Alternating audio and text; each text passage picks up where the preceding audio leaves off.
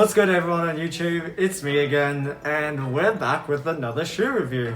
So, we have finally reached it, the final evolution of the Nike SF in the highest form possible. So, sort of near the end of 2017, after a bunch of colorways that had come out from the regular SF AF1, Nike had decided to try and make some different silhouettes. And this resulted in two new silhouettes. We had the SF AF1 Mid, which was straight. I didn't mind it too much, except for one particular colorway that I'm gonna flash on screen because it's horrifying. And the SF AF1 High, which is a bit of an odd name because the SF AF1 was already pretty high as it was. But this one reaches new heights, and we've got it here today.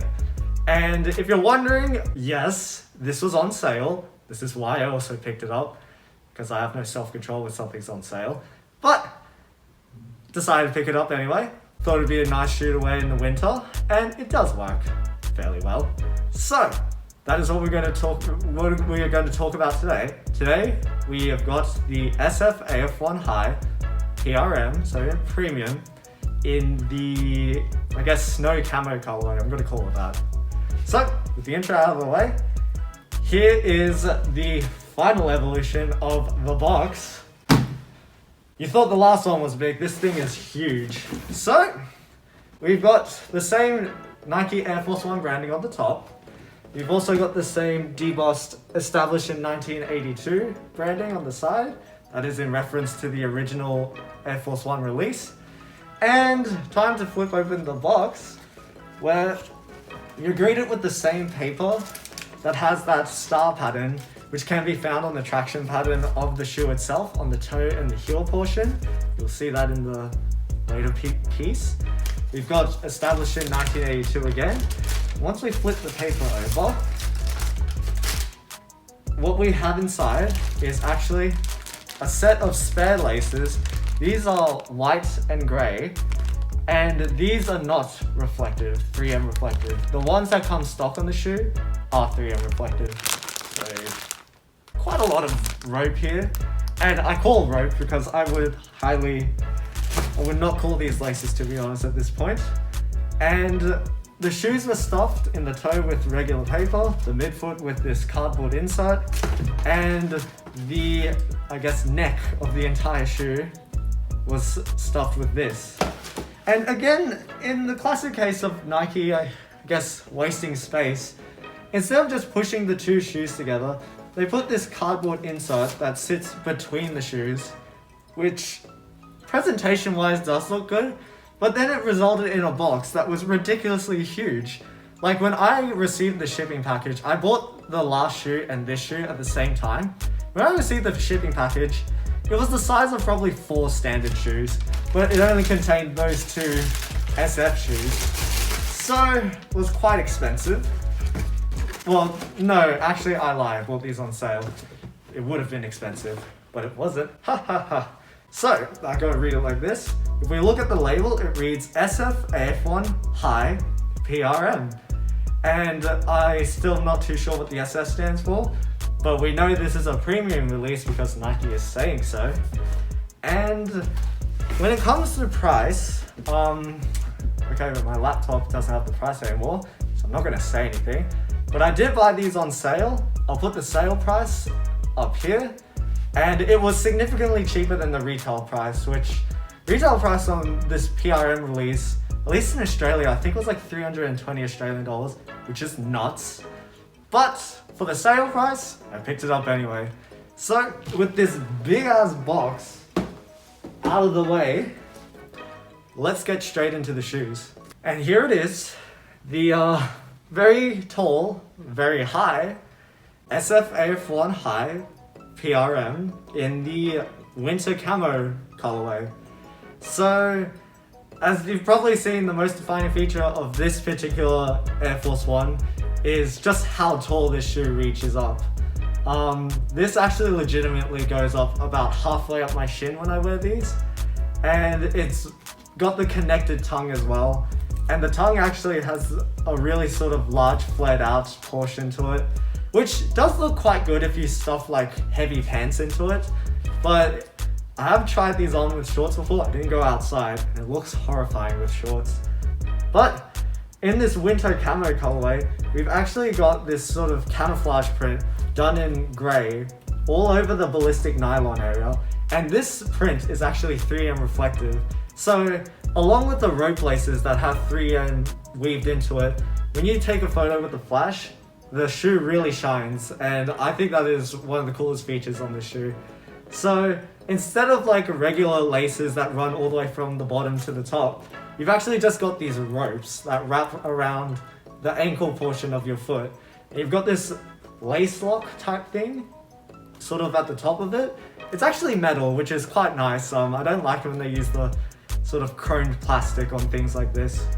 And running along the entirety of the top to the bottom, you've actually got a zip. And the zip, when it opens, is actually greeted with another layer on the inside.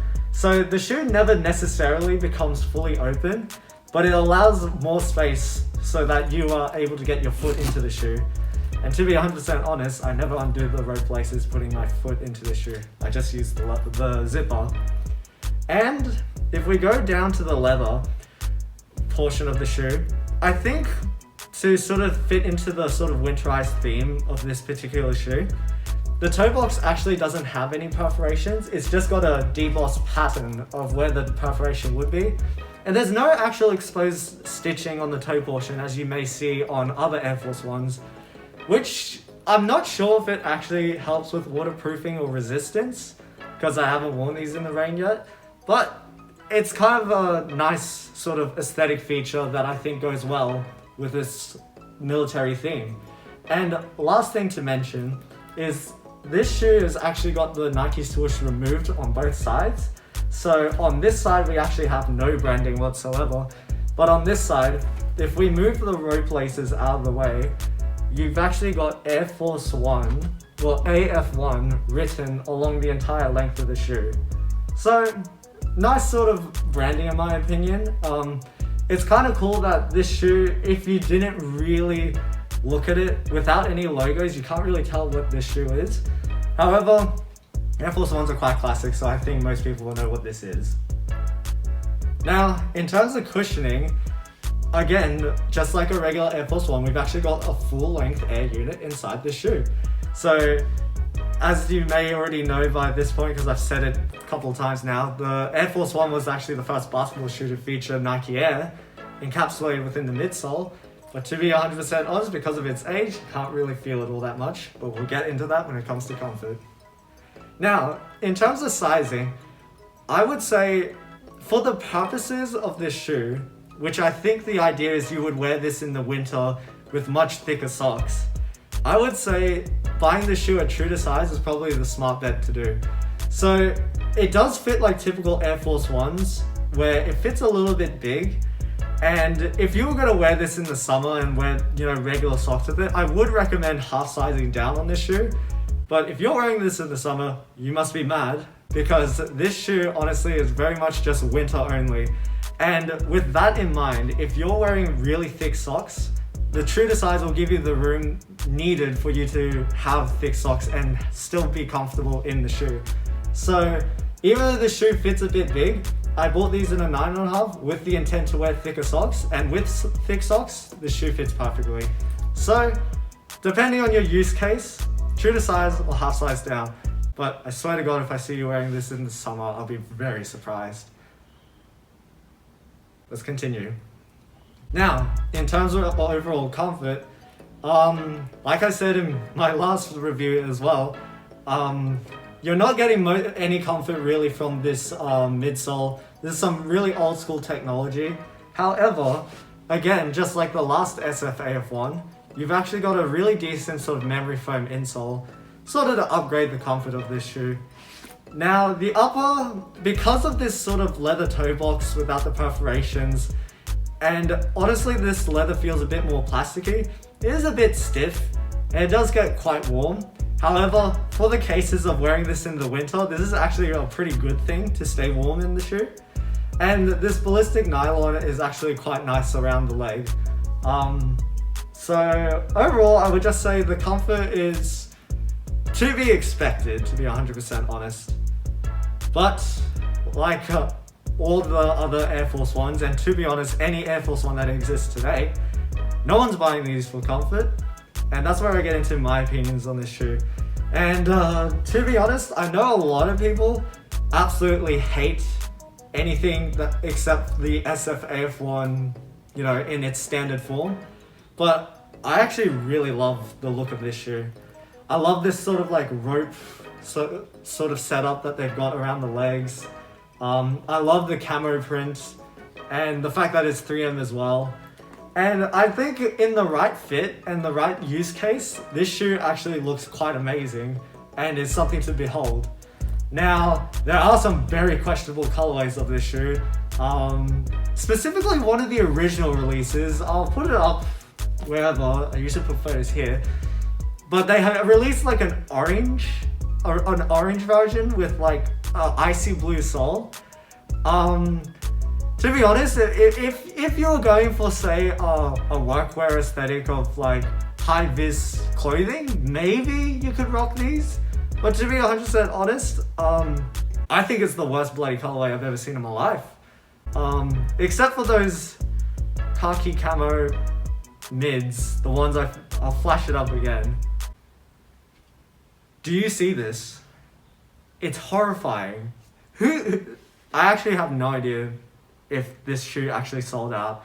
I reckon they probably took it home and like burnt all of them, because that shoe is a mess. But overall, my opinions on this shoe, I like it, it's good. So with that, we've come to the end of another video. I'd love to hear what you think about this shoe. For the price, you get quite a lot of shoes. So if you guys are trying to be frugal and, you know, think about how much material I'm getting for the price I'm paying, you get a lot when you get this shoe. Plus you get some extra rope laces, which to be honest, the rope is really long and thick. So I don't know, maybe you can figure out a way to use the rope for other purposes. Or maybe you could put both ropes on the shoe. I actually haven't tried that. Maybe I should. But it's a lot of effort actually undoing all this. But I would love to hear what your opinion is. And out of the SF AF1, I guess, line, which silhouette is your favorite? I have a feeling most of you will say the original is your favorite. But I would still be interested to see how people would order it if they had to order it from 1 to 3. So, like the video if you like the video, dislike the video if you dislike the video. And now time for the on-feet portion where you can watch this shoe ascend to new heights. Halfway up my shin. Let's go. Wow, this thing is floppy.